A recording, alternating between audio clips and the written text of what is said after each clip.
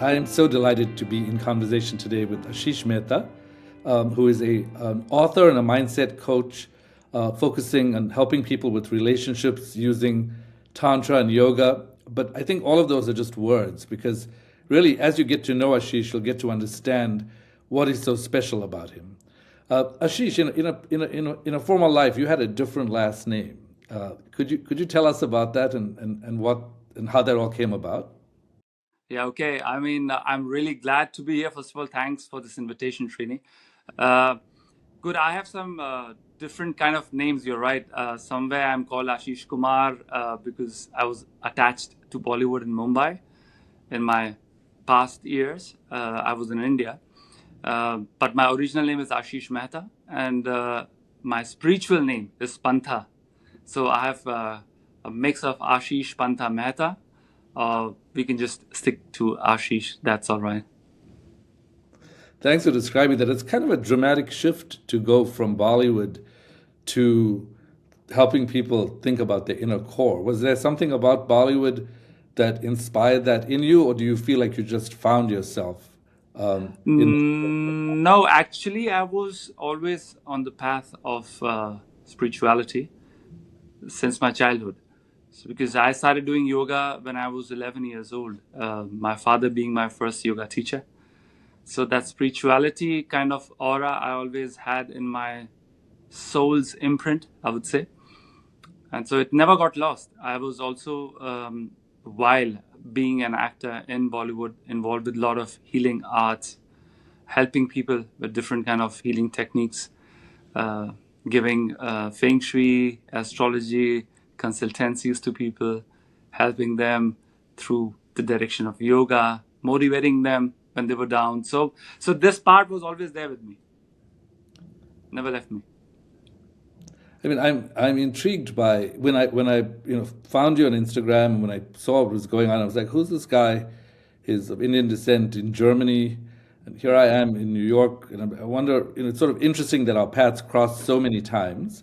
Yeah, But what's particularly interesting to me is that when I look at some of what you have on Instagram, it's very physical. And when I right. speak to relatives who are in India who are scholars of yoga, they're always critiquing the American approach to yoga, saying Americans make yoga like exercise Right. rather than actually understanding that one of the fundamental derivations of yoga is described in the Yoga Sutras of Patanjali, which is yoga's chitta, vritti, nirodha, that the restraint of the modification of the mind stuff is yoga. Can you explain a little bit why, in your approach, there is this much deeper spiritual approach, but you don't de emphasize the physical? Yeah. See, the thing is, if we talk about Patanjali's Yoga Sutra, because you just, spoke about Patanjali, he gave 8 limbs for yoga. He described yoga not just as a word yoga. He gave 3 different directions to yoga because we have 3 meridians, and that those 3 meridians, 3 directions were further divided into 8 limbs. So when we talk about 8 limbs, they are, if you want, I can just go very fast. It's like yama, niyama, asana, pranayama, pratyahara, dhyan, dharana, and samadhi. So it's a combination of body movements, which is asana, but also it involves pranayama, which is the breathing technique. And after that, there's this pratyahara, where you have to be at a distance to watch things, what's happening. And then comes dhyan, dharana, which is meditation. So it's a combination of bodily movements, breathing consciously in a right way, and then meditating and contemplating on what's going on in my life. So it's actually a full envelope of all the kind of elements, and it's not just one single thing that, okay, in West we just do exercises, we do asanas, and that's yoga. No, it has to be a complete package where you are moving bodily, you're breathing consciously, and then you're meditating for your brain frequencies, which you know it better than me because you being a neuroscientist. So that's how it goes, combination of 3 things from 8 limbs. If we take these 3 parts, is the proper way of yoga. Yeah. But you know what? One of the things that inspires me about any intervention that targets multiple things is that, firstly, it's quite distinct from how we approach molecular biology, right? So when you have a drug that you're making, you look for one receptor and you focus on the brain and you try to help the brain and change the brain. And there's nothing wrong with that approach, but it is distinctly different from something like yoga, where you are targeting the brain, but you're also targeting the body and you're targeting the breath. And Right. the reason that approach resonates with me is that I don't think that systems exist in isolation. I don't think the brain, like in the what we've done with Western medicine, is we've isolated the brain and the heart and the gut and the limbs, but I wouldn't be able to move my right leg if it were not for my brain. You said So it. I'm really interested in re-examining this connected idea. And Yeah. I'm curious to know, how do you address these connected ideas, firstly in general, but Mhm. secondly through tantric techniques? Because I think in the West, when you hear Tantra, you start thinking about sexuality and you think about physicality in that way. But I'm curious to know how you approach this multi organ approach through Tantra. Okay. So Tantra is not Kama Sutra. Let's say that way. Yeah, because the moment we say Tantra, everybody starts thinking it's Kama Sutra. Kama Sutra is everything and all kind of directions and styles which are related to sex. Okay, fine. But Kama Sutra is inside Tantra. And Tantra is the higher level of our human evolution. So that means, of course, sexuality is a part of Tantra because it starts with that attraction, you're getting connected to different partner, but before that, getting connected to oneself. That's also Tantra. Your inner lover, get connected to that. But from there, you have to raise your vibrations to the level of love, where the game of Tantra starts. So from sexuality to your heart chakra, that's the love center. It does not stop there. From that love center, it goes higher to meditation and prayer. That's your third eye and your crown chakra. So that means sexuality, love, love to prayer and meditation, and then getting connected to universal energies where you feel one with your partner, and the partner and you feel one with the entire cosmos and the universe. That's Tantra.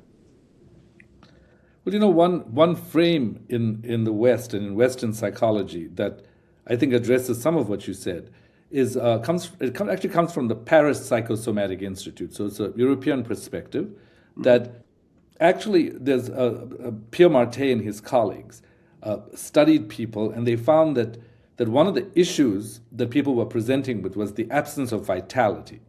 They just Okay. didn't feel energetic enough in life. And in Mm-hmm. order to access that energy, one of the things they emphasized was that you have to have the freedom for your libido to flow. And by Uh-huh. libido, it's not just sex, it's just the energetic drive of being alive. Mm-hmm. What they found was that in order for that energetic drive to be alive, you actually had to be able to engage in fantasy, Mm-hmm. and the absence of this energetic drive and vitality and fantasy often led to physical problems. Mm. Now, this sounds pretty complicated because you're like, wait, what are we talking about here? Like multiple systems involved. There's yoga. You're addressing multiple systems with yoga, but you actually have a path, right? Because Yeah. I think when one looks at what the work you're doing, Yeah. there's a path of living that you're prescribing. Right. What is this path? And how do you teach people what this is? Path of living is actually path of transformation. It's the path of love. It's that path where you go in and you start really connecting to all those aspects that you just described. So you don't feel just disconnected with the world and with your brain and with your cells and with your breath, but you come in that zone where everything gets integrated with each other. And if you transform your inner self, then of course outer changes. We know it. We know it from the aspects of different law of attractions and getting healthier, getting fitter, and getting younger.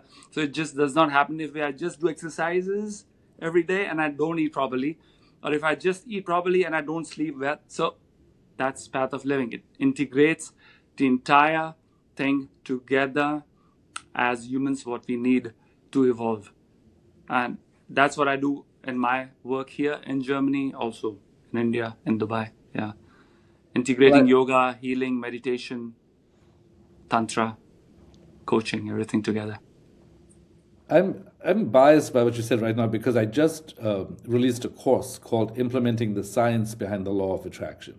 And Wow. you mentioned law of attraction as well. But Yeah. when people hear law of attraction, they think it's some kind of soft thing. But I don't think they recognize exactly what you just said, which is by when you transform what is interior, your relationship with the external world changes. And I'll give you one brief example. Please. Most people don't realize that the outcomes in their lives, how much money they have, the relationships they have, this is often connected to information they are feeding the brain that are negative predictions.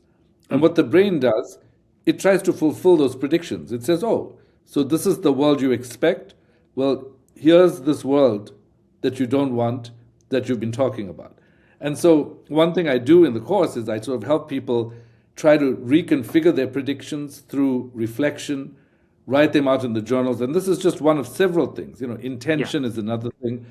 But I want to take the conversation to a slightly different place, which is a paradox. And I'm curious to know how you think about this, because this is a paradox I think I have to deal with as well. People are Yeah. constantly saying to me, what are 5 ways to do this, 3 ways to do this? And I respond to that. But Jiddu Krishnamurti had a very interesting take on truth. He said that truth is a pathless land, that there is no path. And it sort of coincides with people like Rumi, for Mm. example, who Mm. say, outside of right and wrong, there is a field, I will meet you there. Yes. How do you, I'm curious to hear how you think about these paradoxes. And when people come to you, often they're caught in this confusion, right? They're They are. pulled by one part of their lives, and they're like, oh, the commonest example is that when I've worked with mothers in the past, they would say, I love my children, but I really hate my life. And Mm. I don't know how to reconcile these two different things. Interesting. But Interesting. if truth is a pathless land, would you recommend to people that they follow a path, or would you recommend that they abandon the path to connect with truth? I mean, whatever they do, they will have to do something. If they abandon, they are doing something. If they're falling, they're doing something. So it's the path of action they're going to take. And the law of attraction is nothing but the combination of the law of vibration and action. So a human being decides for himself or for herself what he or she wants to do, because these are the things which we people, we being as transformational coaches or like guides or therapists or teachers, name it, we can't force these things to people. We can't just force them and say, okay, do this, because that's how it is. They have to get the taste of both the sides, I would say, and feel it where our heart energy comes and say, okay, this is my path, that is my way, but that way is also his or her path. So there's always going to be a path, there's always going to be a journey, and without journey we are useless. I mean, every human being has a journey, whether he or she likes it or not. So that's what I think. In that journey, anybody and everybody is free to decide what they want to do and how they want to go ahead in life, because either we are moving ahead or, as you know, we are sliding backwards. So there's always some action happening, either forwards, backwards, something or the other is happening all the time. So for me, important is that people should follow the path of action, karma. I'm a huge proponent of that because I think that action creates clarity. People Yes. often think they can know how to move forward. Like everyone in the world is saying now, it's so uncertain. AI is taking over everything. What's going to happen? But they're not acting. And if you don't act, nobody in the world can predict. In my last book, Tinker Dabble Doodle Try, I emphasized the importance of the unfocused network in the brain, which is Wow. also called the crystal ball of the human brain. And Lovely. this Lovely. actually helps you predict. But one of the things that helps you do this is if you go on a walk on a winding path where you are acting, and when you are unfocused, your prediction brain can actually help you predict the future. But I'm Yeah. connecting a couple of different concepts here. One is the idea of action itself, Yes. which is, I think, certainly in the West, that's a very appealing idea because people like to do something. But Hmm. I'm curious, when you say, firstly, I really resonate with the fact that there's no one size fits all. No. Everybody has to do whatever suits them. But the second thing I would think about is, where does illusion fit into what we think we're doing? How do you understand Maya, the concept of Maya, and how does that relate to the paths that we choose? Because most people are making their decisions based on what they perceive. But I understand that perception is very limited when it It comes is. to understanding the world. It is. Because you just said Maya, and Maya, you can't say it's going to be, uh, kept in that little small box. Maya is like expanding, and it's like cosmos. It has no limits. Nobody can grab Maya. Nobody can catch illusions. Illusions, they keep on just expanding more and more and more. According to me, because I come from Indian background and I come from India, we have in astrology, because also I do astrological readings and kind of feng shui charts for people. So in that we have two shadowy planets. One is called Rahu and one is called Ketu. So I'm going to go in that direction and explain Maya and illusion. And Rahu is nothing but illusion. And he is supposed to be the shadowy planet for all this artificial intelligence that's happening at the moment, and which will keep on going on till 2031. So where you started, I'm ending it there. That illusion, artificial intelligence, Maya, all connected to one shadowy planet called Rahu, which always expands this more and more. And we think it's reality. It's not. It's not. It's just that kind of a nice, beautiful sunglasses that he gives us and say, hey, that looks so cool. That's real. That's not real. The real thing is inside of us, that divinity. And there comes that, tug of war. Okay, is what I'm seeing, the illusionary world, is real? Or should I go inside and search for that divinity, which actually is the main reality? Well, so it seems like much of what you're prescribing or suggesting is sort of like, whether through movement or breath work, is a deeper connection with what's going on inside. And I can imagine somebody listening to this thinking, I'm kind of following these guys, but they're also making really like loose associations. What happens when things are not that concrete? Well, I want to just remember out loud a moment in our conversation. It was the first time we ever talked on Zoom, and I had never met you before. I didn't know Right. anything about your No, background. And nothing. No. Yeah. I said to you, I have a feeling that I feel like I'm receiving about you. Like, you remind me on the one hand, sort of to be grounded in your relationships and whatever is going on in your home life in Germany. On the other hand, I experience you like Hanuman. Hanuman is a representation within Hinduism of what people will sometimes call the monkey god. And you were surprised and said, well, look what's here at my desk. I have a Hanuman right here. Yeah. Now, when you go off script and you stop thinking about logical things, you sometimes have discoveries like that. Some people might think by chance, but I can tell you, I had not for the longest time even thought about that particular representation, which is Wow. Hanuman. When you heard that, Yeah. what was your reaction to it, and what is that kind of thinking, and can it help you on a spiritual path? Of course, it can help us in that so-called journey or the spiritual path. What you just did was the tapping of intuition.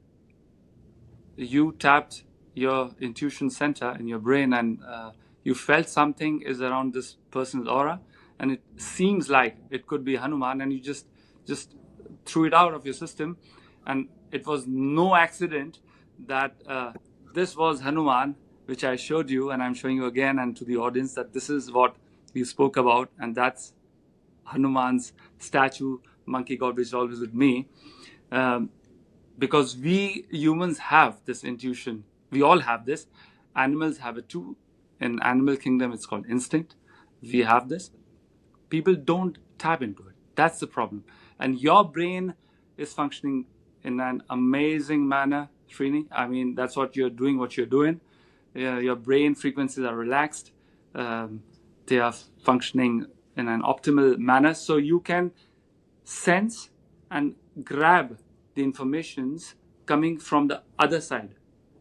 It could be a human being, it could be a plant, it could be an animal, it could be an object.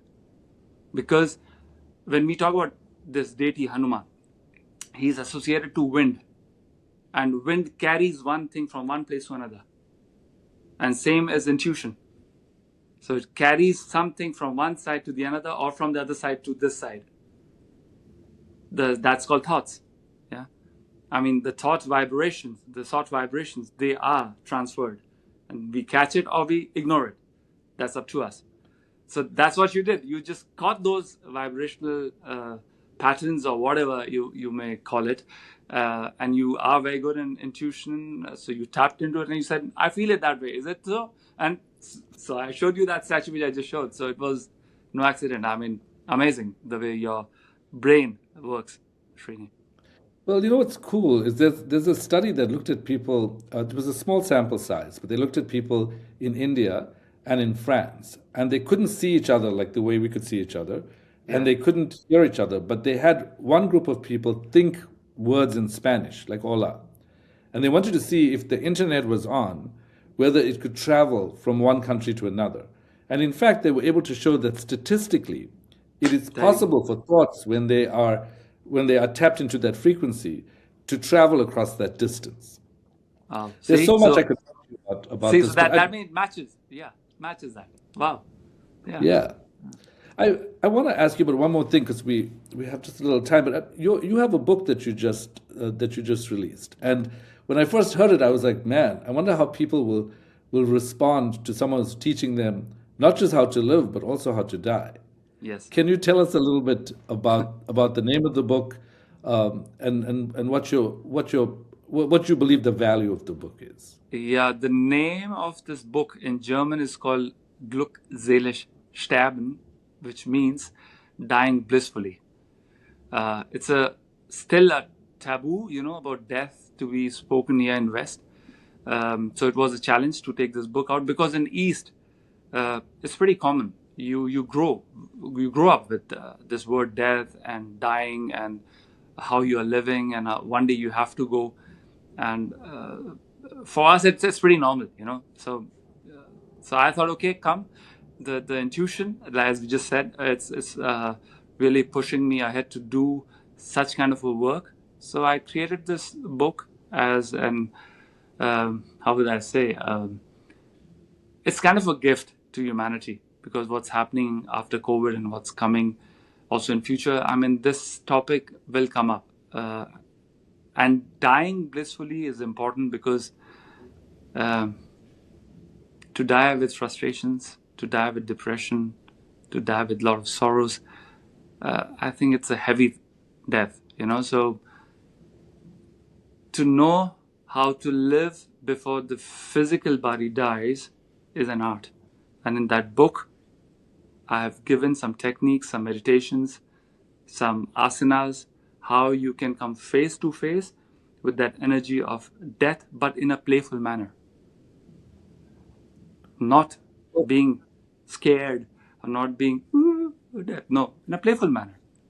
Approaching it in a way how babies approach a football, a kind of a plaything, and they start playing with it. So that's the whole intention of this book, which came out last year, that people should get more connected, to this feeling also, because one day it's a fact. No matter how long I live, one day I'll die. It's a fact. Kings will Are die. you planning to Politicians will die. translate the book into any other languages aside from German? I want this book to come out in English, but unfortunately, I haven't got any publisher who can help me out. It's in German at the moment, but it's also written in English, because I always write books in English. I can't write them in German, because I'm not born and brought up in Germany. So that's why I hope I find someone who can understand this deep topic, which is called death, and help me out here. Well, so one of the ways I resonate with what you're saying is I do believe fundamentally, even though this is not my felt state on a day-to-day basis, I do believe that the fundamental nature of being human is Satchit Ananda. It's Wow. being consciousness bliss. Yes. And I believe that you mentioned the word samadhi earlier, but attaining the higher state of consciousness can help you connect with this bliss. And Yes. every time something takes us off that path because something negative happened, we have to remember that's our fundamental nature. And that Yes. if that is our fundamental nature, the more we can be committed to what that is, the more likely it is that we'll be aligned with what we want. And as I said in this course that I made on the law of attraction, Yeah. that alignment between intention, between thought and action and emotion, the bliss that I'm talking about, it may seem crazy to someone who's in pain or someone who's had a bad day or someone who's in a negative life circumstance, that is your nature. But try it on as a hypothesis. Ask yourself, if that is my nature, what can I do to realize that nature? I Yeah. feel like meditation and yoga exist in part to help people realize the Yes. blissful nature. So, Ashish, it's so fantastic speaking to you. I wish we could speak for so much longer. I really appreciate what we're doing. I'm interested to have a discussion in the future about how your book on bliss and my course on law of attraction Yes. actually talk to each other. So let's try to set up another time. I would love to talk about that as well. Let's do that, Srini. I would love to do that. And thanks for this abstract but a deep conversation. And I hope it's going to help our audiences also.